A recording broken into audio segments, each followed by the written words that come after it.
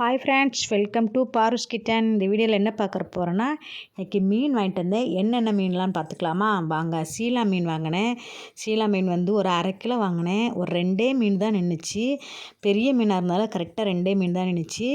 இந்த 1/2 கிலோ மீன், இந்த மீன் பெரிய மீனுங்கிறனால இது வந்து 1/2 கிலோ 150 ரூபா வந்தது. ஆனால் 2 மீனும் நல்ல பெரிய மீன், நல்லா ஃப்ரெஷ்ஷாக இருந்துச்சு.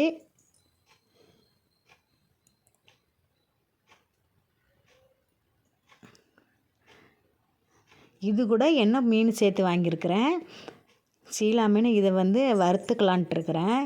இதை ஒரு பீஸ் போட்டு ஒரு 3 பீஸ் வரும்னு நினைக்கிறேன். 3 பீஸ் போட்டு இதை வறுத்துடலாம். குழம்புக்கு கவளை மீன் வாங்கியிருக்கேன்.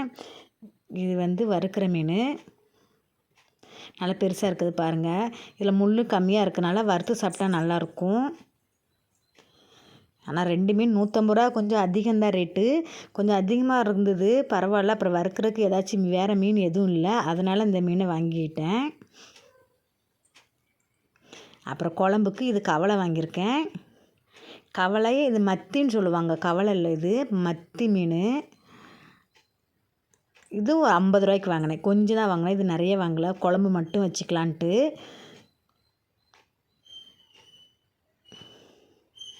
இது குழம்பு வைக்க, அது வறுக்கிறதுக்கு. இது நல்லா ஃப்ரெஷ்ஷாக இருந்தது. ஆனால் மத்தி நான் அதிகமாக வாங்க மாட்டேன். இன்றைக்கி வந்து நல்லா ஃப்ரெஷ்ஷாக இருந்ததுனால மத்தி வாங்கினேன். இல்லாட்டி கவலை தான் வாங்குவேன். கவலை தான் எனக்கு பிடிச்ச மாதிரி இருக்கும். இது கொஞ்சம் பிடிக்காது டேஸ்ட்டு. அது இதை விட நல்லா இருந்த மாதிரி எனக்கு தோணும். அதனால் இது வாங்க மாட்டேன். ஆனால் இது கொஞ்சம் ஃப்ரெஷ்ஷாக இருந்தது. வேறு மீன் குழம்புக்கு எதுவும் இல்லை, அதனால் இதை வாங்கிட்டு வந்தேன். அவ்வளோதான் ஃப்ரெண்ட்ஸ், சீலா மீன். இன்றைக்கி சீலாவும் மத்தியும் வாங்கியிருக்கேன். மொத்தம் இன்றைக்கி எனக்கு மீனோட செலவு வந்து 200 ரூபா ஆயிடுச்சு. அவ்வளோதான், பாய். இன்னொரு வீடியோவில் சந்திக்கலாம்.